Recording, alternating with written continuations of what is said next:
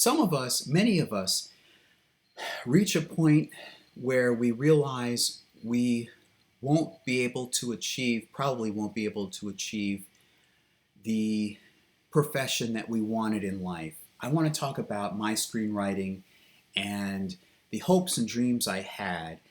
I've been watching the original 1980, I think it's 1982 movie, The Beastmaster, and it reminded me of the toy franchise Masters of the Universe. And that reminded me of how I would have done Masters of the Universe.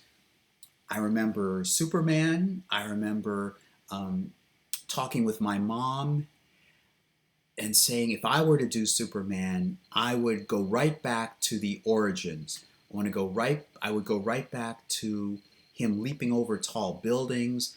I would go back to the original two creators, the two Jewish Cincinnati, I think they were from Cincinnati, writers who wanted to make it big and created Superman.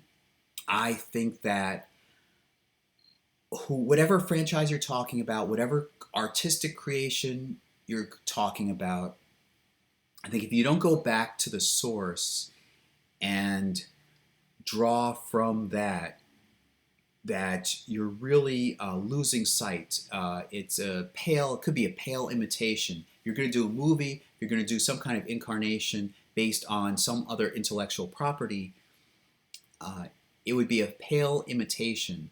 It would be a difference, a different sort of thing, unless you go back to the original source.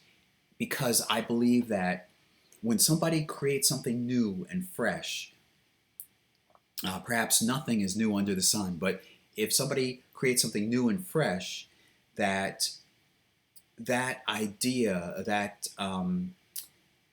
if it's conceptualized, if it's fleshed out, it has dimension and characters and plots and theme, that original, whatever it is, that original artistic creation has like a spirit to it. It has a personality and identity to it. I guess I should use the word identity. And you'd want to go back and realize a draw from that original identity, because I believe all the different facets in that artistic creation are networked together. They stem from this original idea. So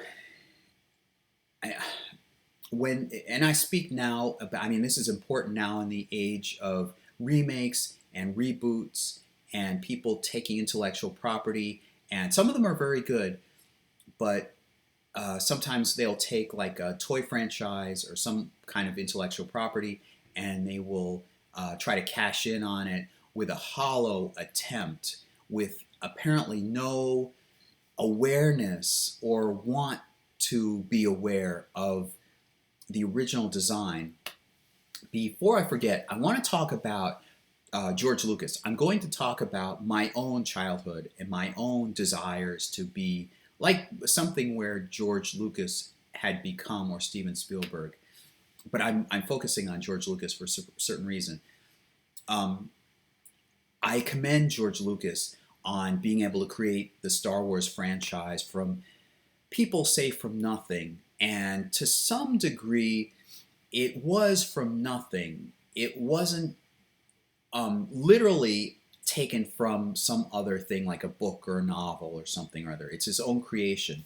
However, you can't say that it's entirely his own creation, because he drew from earlier sources. This isn't going to be a Star Wars thing, but I'm mentioning this on purpose. He wanted to create a Flash Gordon movie originally, or along the steps. He wanted to create a Flash Gordon movie, and he couldn't get the rights, so he created his own. Maybe he had his own original idea for Star Wars, and then perhaps alongside he had Flash Gordon in mind. But ultimately he went back to his own original idea, and he drew from movies like The Hidden Fortress and There were a couple, can't remember the titles, but there were a couple of World War II movies that were some of it was literally dialogue copied and put into the climactic scene, the Death Star trench battle in the first 1977 Star Wars movie, and he he designed the aesthetic of Star Wars, that original 1977 movie, after Flash Gordon. It was in some sense a mimicry of Flash Gordon. The whole concept of Episode One, and I know originally it was released simply as Star Wars, but with the sequel, Empire Strikes Back, he labeled it Episode 5, and then he released the earlier 1977 movie as Episode 4, A New Hope. And the opening crawl, that existed, regardless of the episode titles, which are a mimicry of the 1930s and 40s movie serials.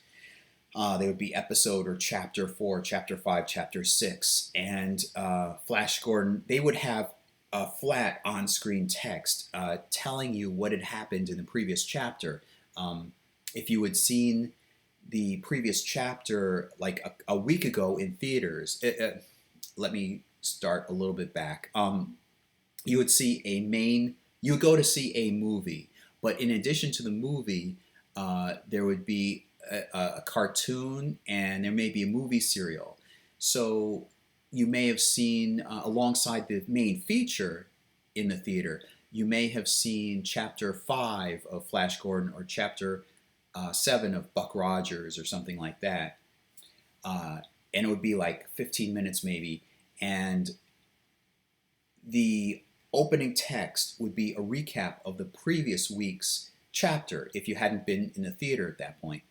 So in Flash Gordon, it has I believe it does have a crawl tilted at an angle familiar to Star Wars fans, and even the 4 dots instead of 3 as an ellipses at the end. Very clearly a mimicry, and he's drawing from other things. He may have been drawing from Isaac Asimov's Foundation series. He may have been drawing from the Dune novel or novels. I don't know if there was more than one novel at the time in 1976 or 75 or whatever. What I'm saying is that he didn't entirely create Star Wars, the universe of Star Wars, from nothing. He was drawing from history. He was drawing from Roman history, possibly. He was drawing from human history about empires turning into republics and democracies turning into dictatorships and so forth.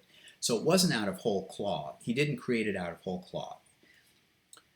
So his creative cleverness, his unique talent, was to fuse these different elements together.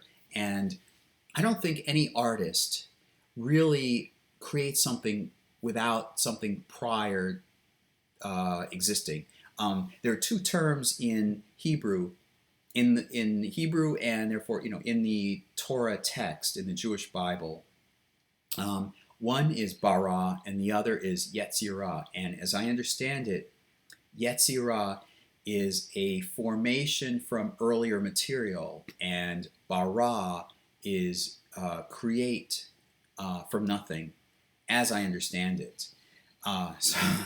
So I think all artists draw from earlier material, and the earlier material draws from earlier material. You can even see this in imagery and setups. Film directors, even George Lucas, mimic shots and frames and setups from other familiar movies. Okay, I don't want to go off on a tangent.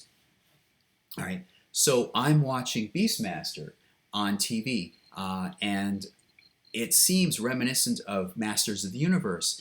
And I want to go back to the toys that I was familiar with as a child. Primarily it was Transformers, and I remember Mask being in there somewhere, and Masters of the Universe.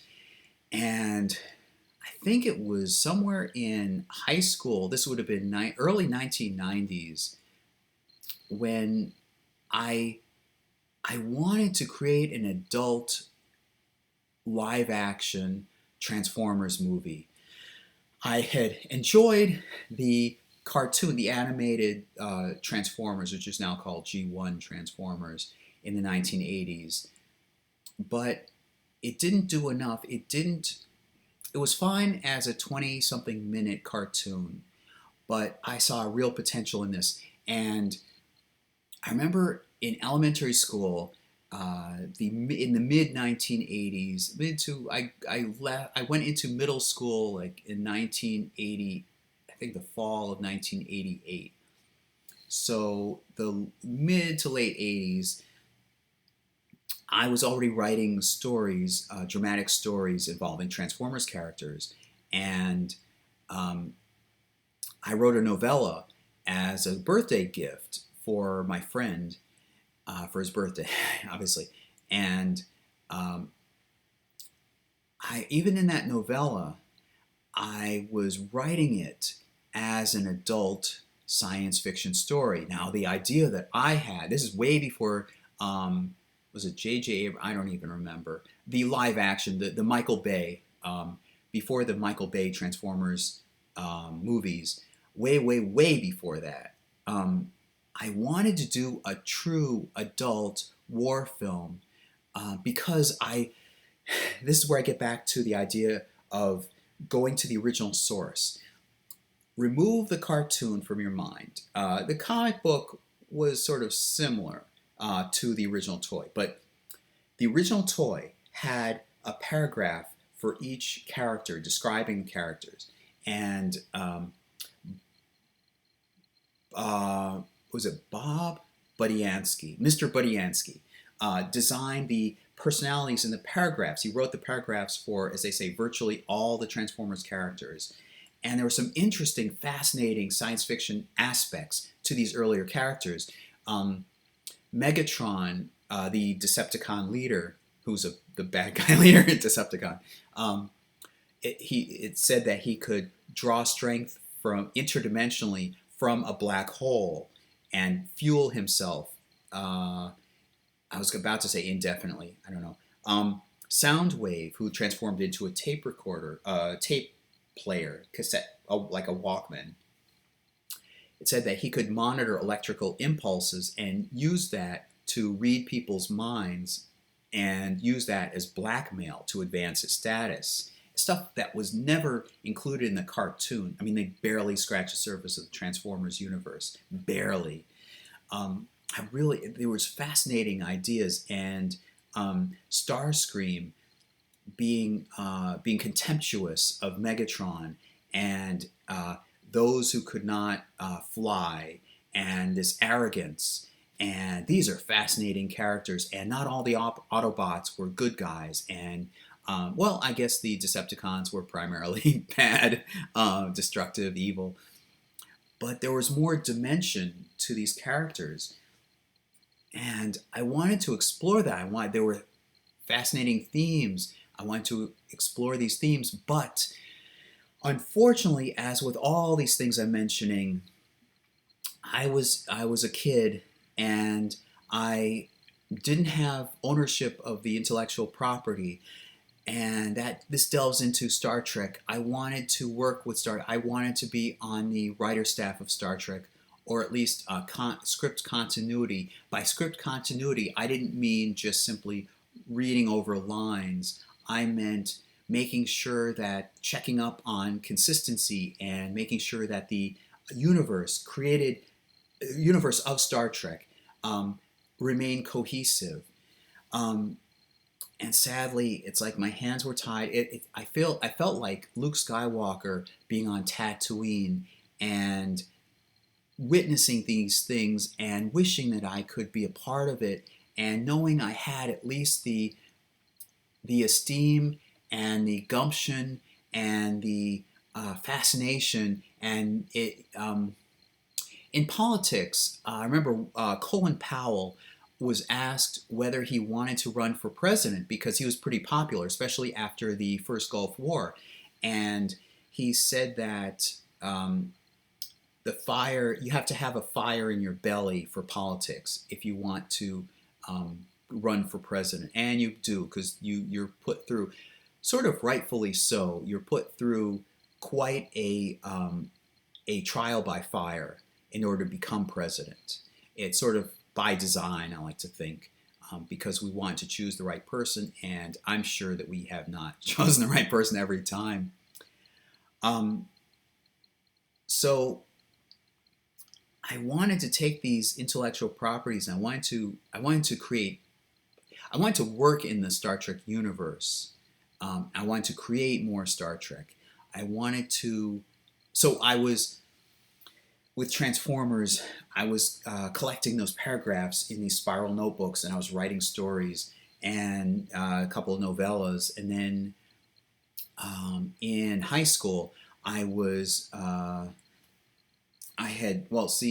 think in middle school, somewhere in there, I had created my first script for Star Trek The Next Generation, which is called The Dead Space Scrolls. And it was about them encountering the previous Enterprise 1701C. The series takes place in the 1701D, and that's the fourth ship in this line, and their predecessor ship had been the C. Anyway, it was about that. And then in high school, I would create these scripts, these teleplay spec scripts, speculative scripts, because from what I read, that was the way to get into a writing staff.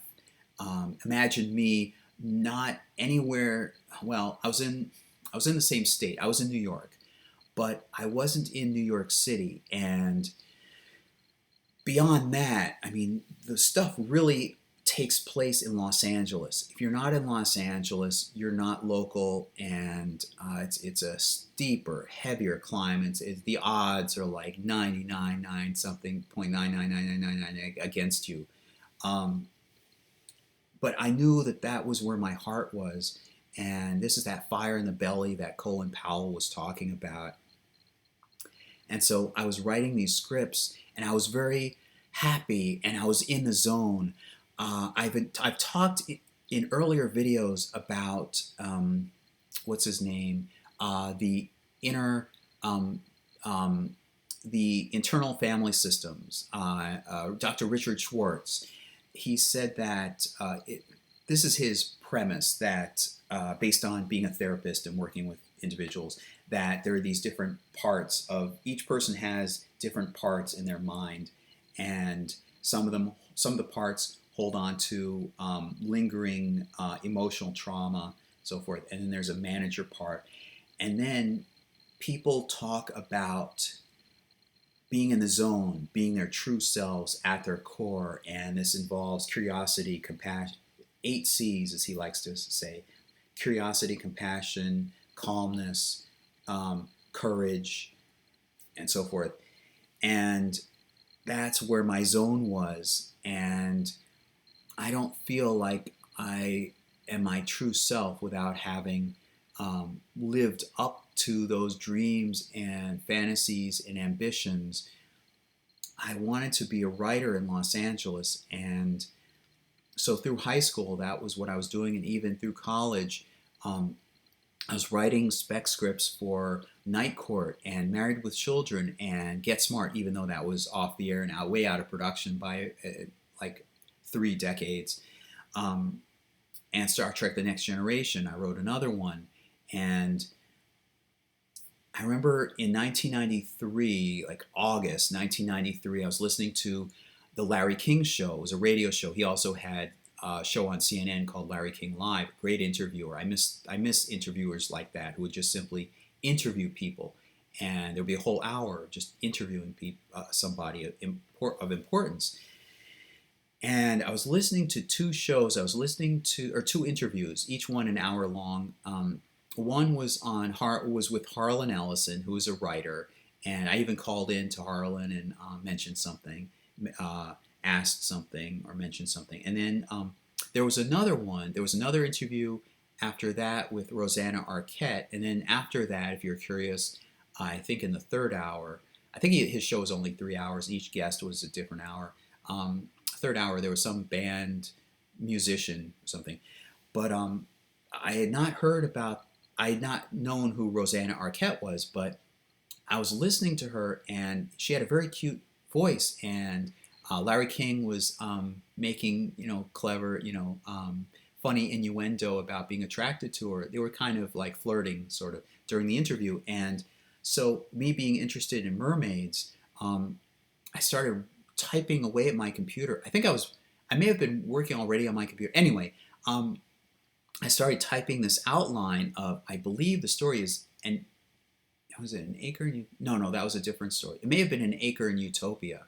I have since assembled all of my creative stories that aren't part of other intellectual property of somebody else together and put it for sale on my Amazon store with Kindle as an ebook. It's a thick book, but it's just simply scans of all this stuff, and as much as I could find. And I just started writing the story about a scientist who finds a fish-like creature who then begins to mutate, taking on more human form.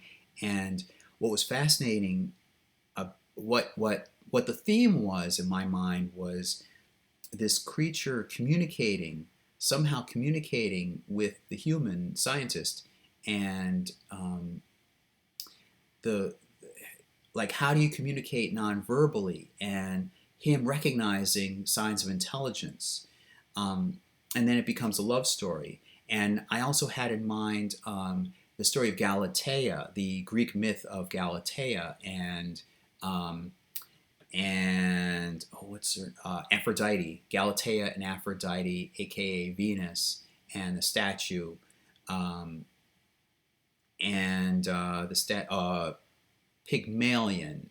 Yes, I think Galatea is the architect that sculpts Pygmalion and was inspired by Aphrodite. Anyway, I had that inspiration, and I was really fascinated. I was really proud of myself. I was in the zone because this is my real attempt to create a film outline. I had been a film goer all my life. As early as I could remember, I was like a toddler, basically. I was watching The Sound of Music and Mr. Dress Up and a little bit of Looney Tunes and The Muppet Show and The Muppet Movie.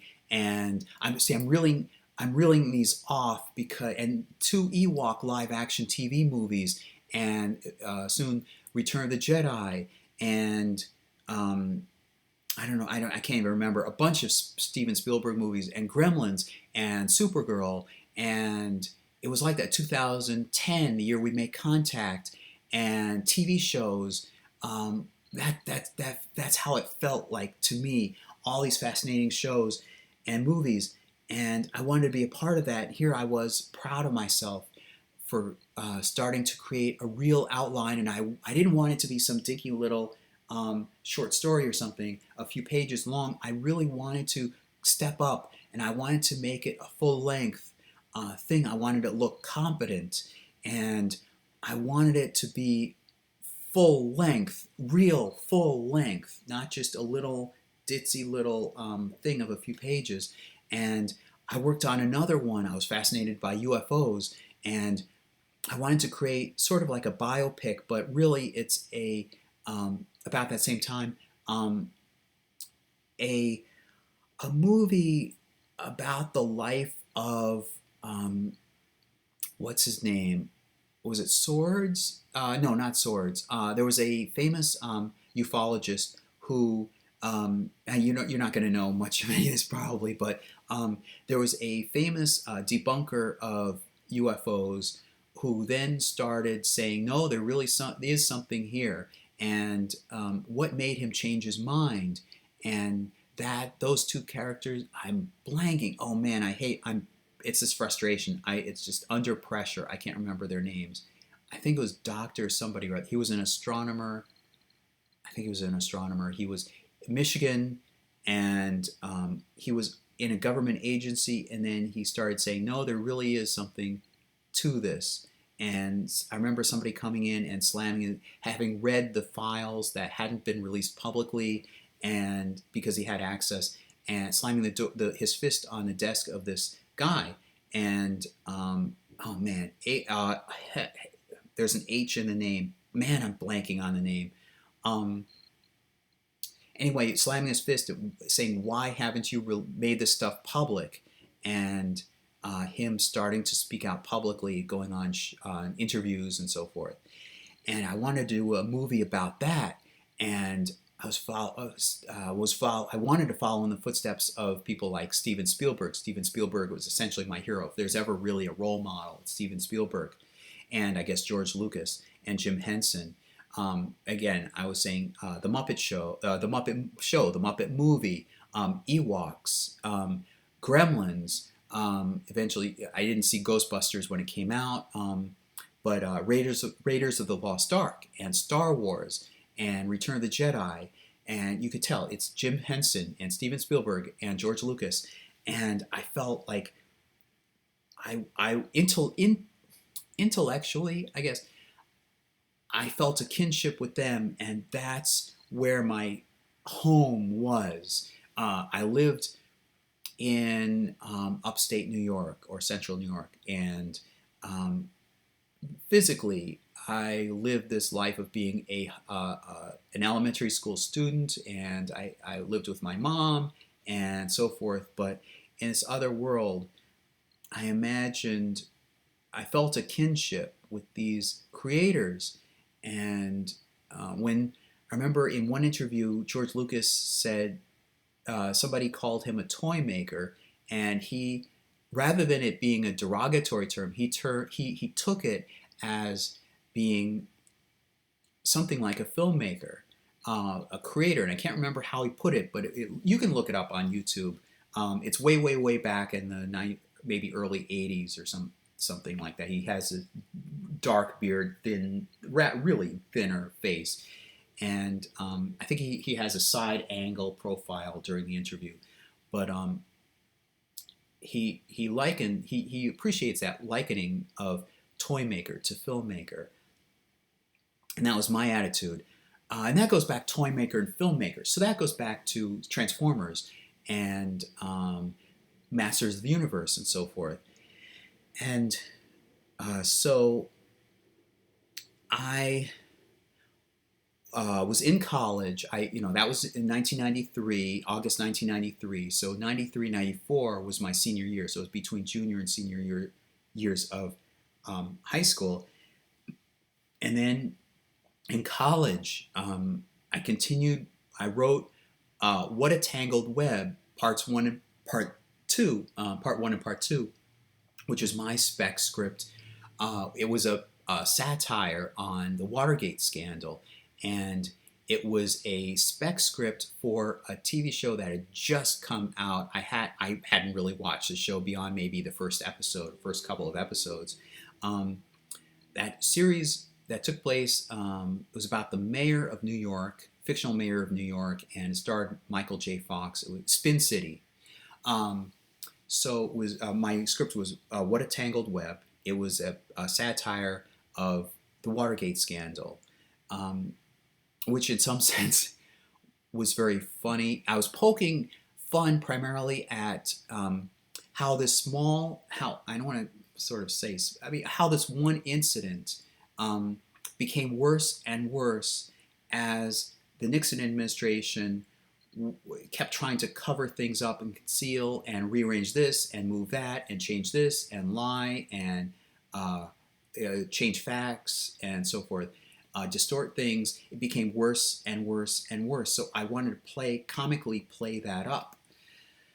And I also wrote two James Bond parodies, which I think were pretty good for a college student. And I wrote. I did mention the Transformers novella. I wrote that sometime during middle school. I wanted to get that in there, and I started I don't remember how far I got with the second Transformers novella, but I was writing that kind of coinciding with writing the first one. Um, the first one was about I think a disease that was spreading, and a disease of rust, something like that was spreading. And the second one was about Atlantis. And it's bad. Boy, I wish I could make movies like this. And so in college, I wrote a spec script for the X Files, knowing about UFOs, being fascinated by UFOs. I wrote a spec script for, I don't remember what other spec scripts I wrote, but along the line, you could see that I was drawing from what had been already created. I was taking other intellectual property, and I would take that universe, and I knew it well. And Star Trek, for example, I knew it very well. I knew how the characters would talk. I knew what kinds of stories would be there, and I guess I felt some kind of comfortability, um, because I knew what kinds of stories would fit into this universe. I knew how these characters would act, so forth. And so I graduated college, and then reality hit, and I was struggling, and I was detracted, and I should mention, having hit that brick wall. Of course, I mentioned it in earlier videos. Why not mention it here too? I wanted to. Um, how did that Madonna movie project begin? I was in college, and somewhere along the line, maybe it was because I was heartbroken and kind of nostalgic, because of somebody I knew in my past, and I couldn't talk with her really, and I was kind of locked in the 1980s somewhat. Some part of me was locked in the 1980s, and I had nostalgia and other things that would induce me to be nostalgic for the 1980s. It was a happier time for me because everything was secure, it was safe, it was comfortable, everything was established, and I was just plain comfortable. I had school to go to. I had a normal routine, and now I'm in college. I'm commuting. I didn't live on campus, so I was living with my mom, and I was commuting to classes and taking these really weird, unfamiliar, well, sort of familiar. I would take city buses to get to kids, friends' houses and so forth. But there's something weird about having gone to school on a school bus, and now you take different classes at different times depending on what day of the week it was, and it's a central bus, a city bus, and um, you have to wait around downtown, and downtown isn't great for just waiting around, and you're walking around sometimes at night. There would be night classes, and I'm walking around it in the dark, and it just felt so unfamiliar, and just like my whole world had been thrown apart, and just it felt like it was gone. The world that I had known was gone. So I clung on to this thing, and around 1998, see, August 98 was Madonna's birthday, technically, and I think earlier, I remember there being a VH1 special of Madonna's greatest hits or something. It feels sort of like she was making a comeback, so that must have been the inspiration for it, direct inspiration for it. So I wanted to write the screenplay for Madonna to attract her attention, and so I wrote something, and I submitted it in my one of my screenwriting classes. Towards This was 1998. Now I took classes all year long, so I had no summer vacation technically. It took me 5 years, but I earned two bachelor's degrees: television, radio, film, and the other was political science. And so I wrote the screenplay, and with the intention ultimately not just to submit it for a grade in school, but to send it off to Creative Artists Agency, which is like the New York Yankees of literary representation in order to get an agent, and the agent is the gate. There's a gate. There is gatekeeping. So having a literary agent acting for you enables you to get through, pass through the gate officially. And if you have an agent, producers will at least consider reading your material. Um, that's been the huge gate that I have not been able to get through, sadly. And so I graduated in 1999, August 1999. I began in August 94 and I graduated in August 99. And so I just continued on, with the exception of working at CNN for a month in January 2000, January/February 2000. I've been only working in my home city, and I haven't been able to get to Los Angeles and fulfill my dream and feel like I've achieved what I want to achieve, that core within myself. Like again, Colin Powell said, "Fire in your belly." Well, I have the fire in the belly for Los Angeles and for film and TV, primarily film, and creating TV shows, for creating television shows and working in film. And I just haven't been able to achieve that. So I have this YouTube channel, and I have my other channel, which is devoted to more creative stuff. Um, but I wanted to talk about it here because it also delves into understanding myself better.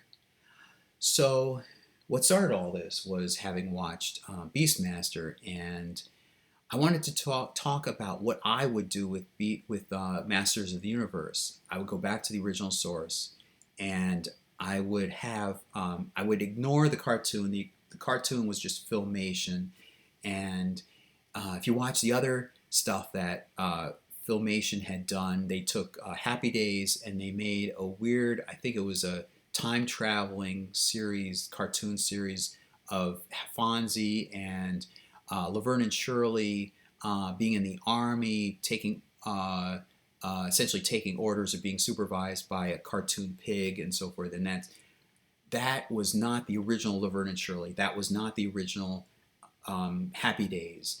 And so with this, I would ignore Filmation. I know the original mini comic books that came with the action figures of Masters of the Universe. And I would have He-Man starting off, no Prince Adam or whatever. I would get flack. I know I would get flack from not going along with what everybody likes about Masters of the Universe. But I would go back to the original source, and I would have He-Man venturing off in the genre of great epics like Conan the Barbarian and Beastmaster, and was it Yor, and the movie Yor, and this genre of, and I don't remember, Tarzan. Well, not necessarily Tarzan, but like that genre. And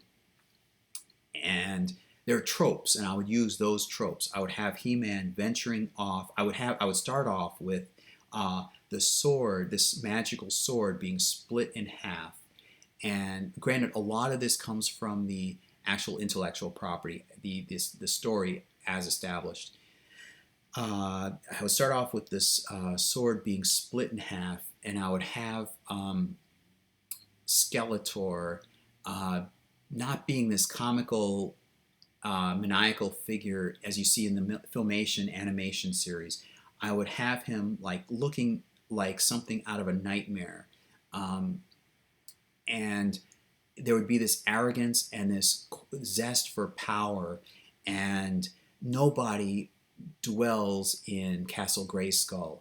I would have He-Man in his own area. I would have a lot of outdoor scenery, a lot of primitive villages, like in Beastmaster and Conan, and I would have him. The overall theme would be Masters of the Universe. What does it take to be a true? What defines a true master of the universe? I would have him venturing on a quest because he knows that, well, inevitably it will wind up that Skeletor is trying to break into Castle Grayskull and take control of it. And along the way, He-Man meets with Man-at-Arms, and the two build a friendship. And like with other movies, see, this would be more adult, live action, of course. There would be this relationship that develops. I've studied Dramatica. Now I understand why, what the deeper dynamics. You have to have an impact character. The main character would be He-Man. The impact character would be Man-at-Arms. And I don't know which one would change his overall outlook, philosophical attitude or approach, but I'm thinking it would be He-Man. And Man-at-Arms would periodically, over time, Man-at-Arms would reinforce, would have this, the two would have dialogue sometimes in quiet moments, and Man-at-Arms would have this certain belief that he would repeat in various contexts and various different kinds of verbiage. And then He-Man would pick up on this, but not entirely change his attitude or approach to something. I haven't figured that out. And then they would also, meanwhile, separately, there would be Tila, who would be a warrior, female warrior, and the two would meet up. So the three, a band of three of them, and Orko does not exist. That was a creation of Filmation, I'm sure. So the three of them would be venturing towards Castle Grayskull, and meanwhile there would be these machinations where Skeletor has to do certain things. He has some henchmen alongside, and I'm not including the later characters introduced. I'm basing it primarily on the characters from 1981. It would be Skeletor, and his henchmen would be Merman and Beastman, maybe Triclops and Trapjaw, maybe. And He-Man would have this battle cat. The resemblances to Beastmaster are astounding, but I wouldn't have Cringer, I wouldn't have this scared cat thing. I would have him being a fierce leopard or tiger or whatever. And Act 3 would, or maybe the end of Act 2, somewhere in there, maybe halfway through Act 2. No, closer to the cliffhanger between Act 2 and Act 3. Skeletor takes the castle, takes control of the castle, and you would have, the sorceress. I would definitely have the sorceress in there, but more like the original comic book and not like the cartoon where this bird thing where she turns into a bird. I would not have that. I would base it on the original comic book where she has this snake aspect to her, and this snake motif about her. And this she'd be the sorceress, goddess, this sort of, maybe now that I say it, deified, or some kind of, she'd be like a deity, a goddess from earlier times, and some aspect of worship. And anyway, Skeletor takes control of the castle, and he has to go through these machinations to be able to take control of the castle. And in Dramatica, I know now that that would be the, not the driver, that would be the limit. It would be an option limit where you have certain things have to fall into place, and then him taking the castle is a huge element in terms of either being a defeat, a huge element towards achieving the goal, and that involves whether Skeletor is able to retain the castle, control the castle or not. And while watching Beastmaster, I was thinking about what defines a master of the universe truly, and this idea about absolute power corrupting absolutely. And I think it was Lord Byron that said that, and worked that in, and this friendship between Man-at-Arms and He-Man. And I would have to take that theme, which is in the objective story about Skeletor trying to take control of the castle, and combine. Another thing is he has to take the sword, He-Man's sword, and combine it with his to be able to unlock the door, the drawbridge to enter the castle.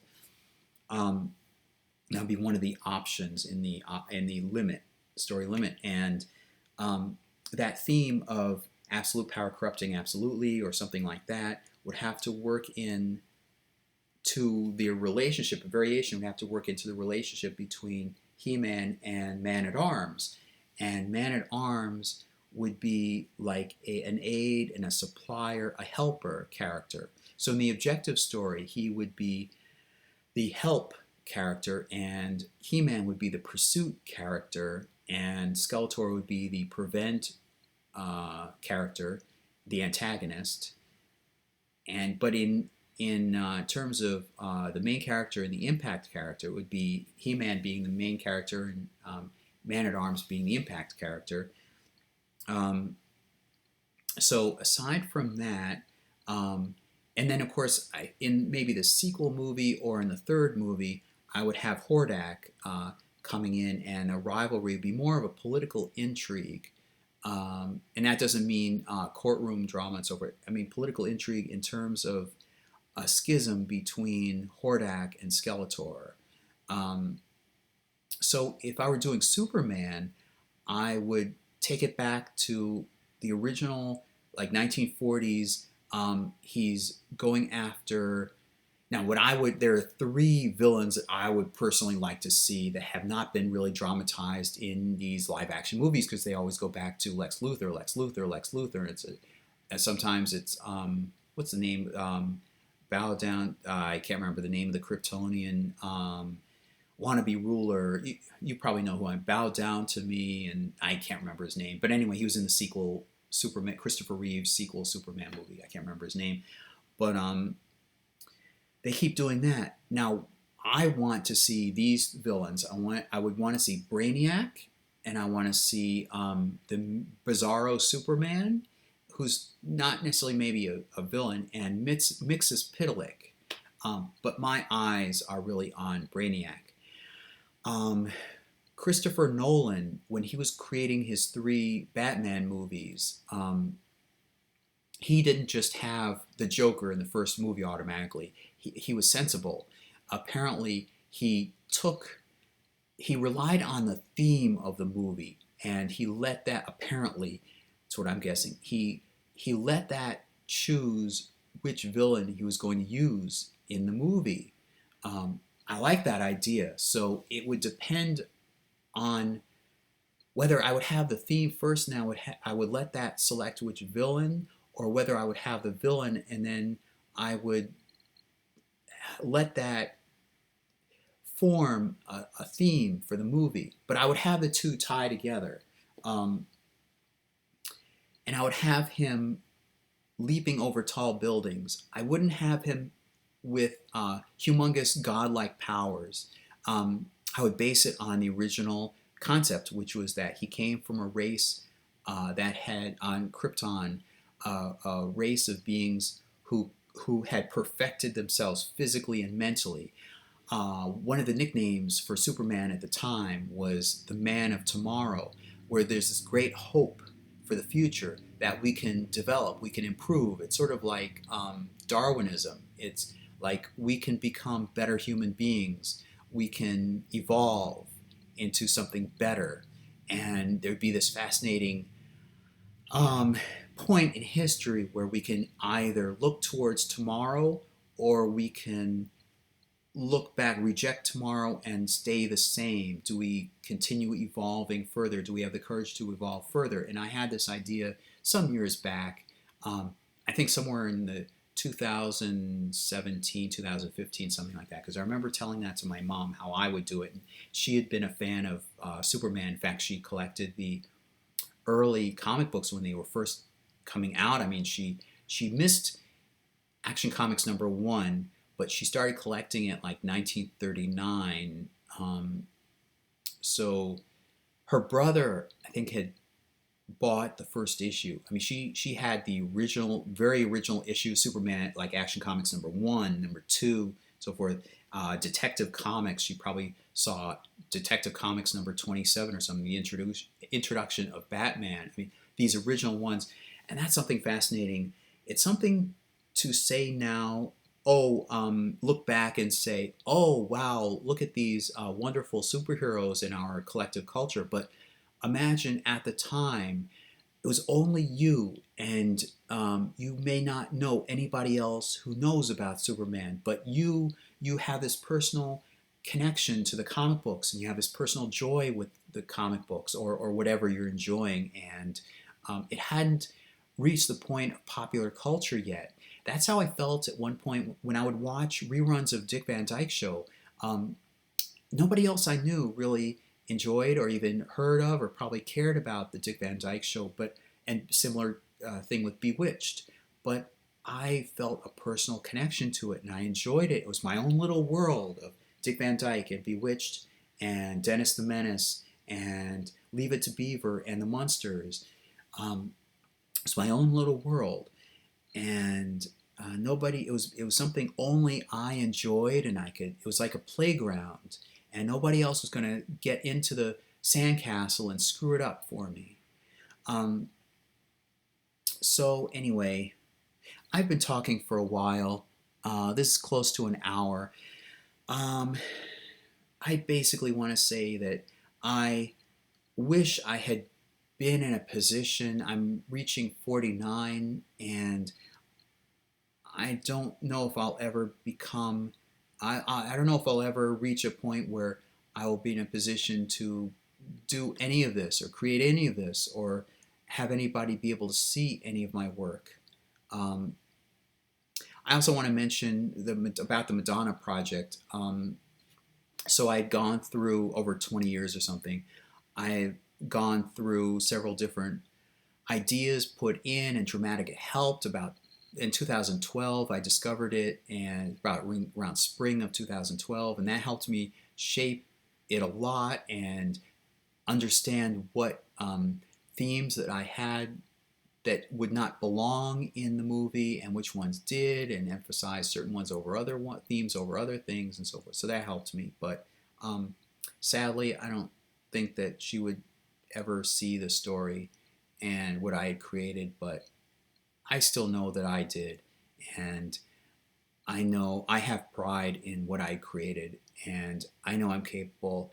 What saddens me is that I haven't been able to do anything with it. And with my 30-year high school reunion coming up, it's probably going to be this August. I don't know if anybody else will know this about me. I'm putting this out on my YouTube channel right now. If anybody sees it, I'd like to know at the reunion, or sometime maybe before the reunion, somebody reaches out to me and um, tells me whether they knew this about me, my creative side about me or not. So I'll just leave it at this point, and I'll talk with you next time. Bye.